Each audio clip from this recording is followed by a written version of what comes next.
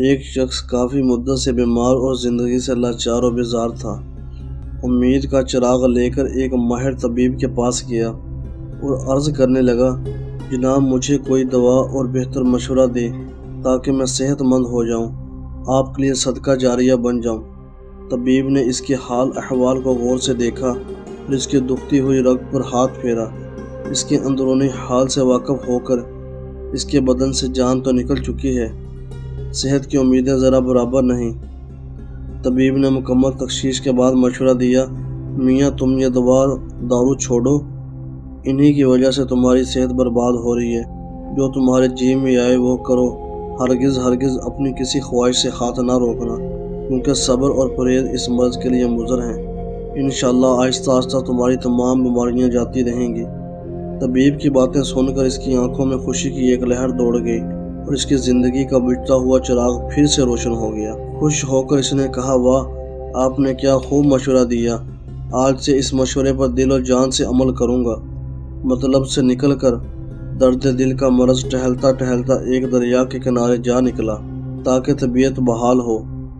وہاں سے ایک اس سے بھی زیادہ دل جلا نظر آیا جو دریا کے کنارے بیٹھا منہ ہاتھ دھو رہا تھا۔ اس کا گنجا سر دھوپ میں چمک رہا تھا۔ مریض کا بے اختیار جی چاہا کہ اس کے چمکتے ہوئے گنجے پر ایک زوردار تماچا مارے۔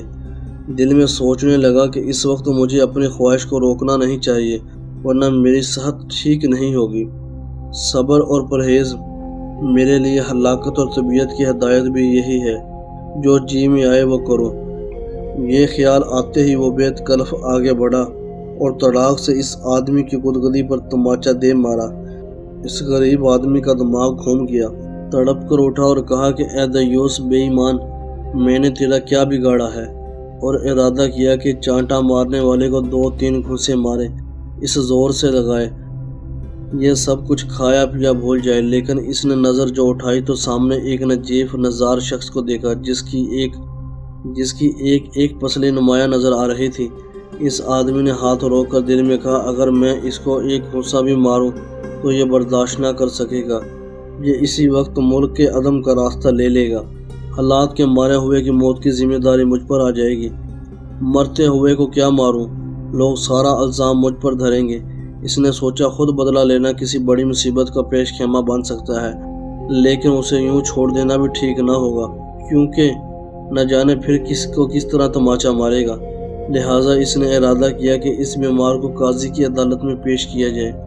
بازو پکڑ کر قاضی کی عدالت میں لے گیا اور اپنا دعویٰ قاضی کے سامنے پیش کیا۔ پھر مریض نے اپنی ساری رویداد سنائی۔ قاضی سارے حالات و واقعات سن کر غور کرنے لگا۔ شریعت کا فیصلہ زندہ آدمی اور صاحب مال کے لیے ہے، نہ کہ قبرستان والوں کے لیے۔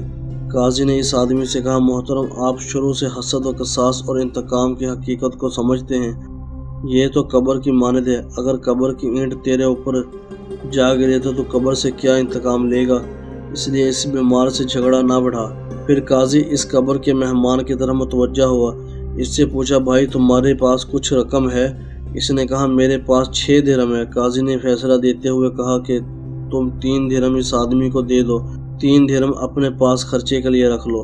اس آدمی نے کہا، قاضی صاحب پھر ہر لفنگا اسی طرح ہم جیسے شریف آدمی پر زیادتی کرتا رہے گا۔ قاضی اور اس شریف آدمی کے درمیان تکرار ہو رہی تھی۔ ادھر اس بیمار کے دل میں ایک اور خواہش جنم لے رہی تھی۔ اس بھٹکے ہوئے بیمار کی نظر قاضی صاحب کی گنج پر پڑی۔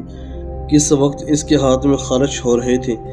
اس کے سر کا چاند اس آدمی کی گنج سے بھی زیادہ چکنا اور صاف تھا۔ اسے وہ گدی تماچا مارنے کے لیے اس آدمی کی گدی سے کہیں زیادہ موزوں لگی۔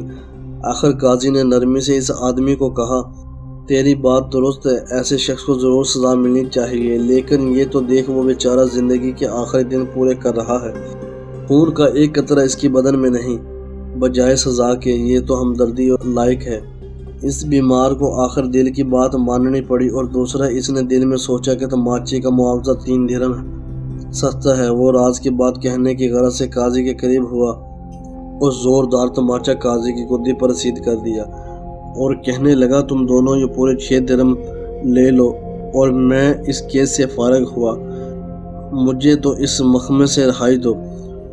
قاضی کو جب ہوش آیا وہ یہ کہہ کر چل دیے قاضی کو جب ہوش آیا تو اس نے آدمی سے کہا تو اس آدمی نے کہا اے انصاف کے بادشاہ، آپ نے جو دوسرے کے لیے پسند کیا وہی آپ کو ملا۔ آپ کی مثال تو اس بکری کی طرح ہے جس نے بھیڑیے کو بچے کو دودھ پلایا۔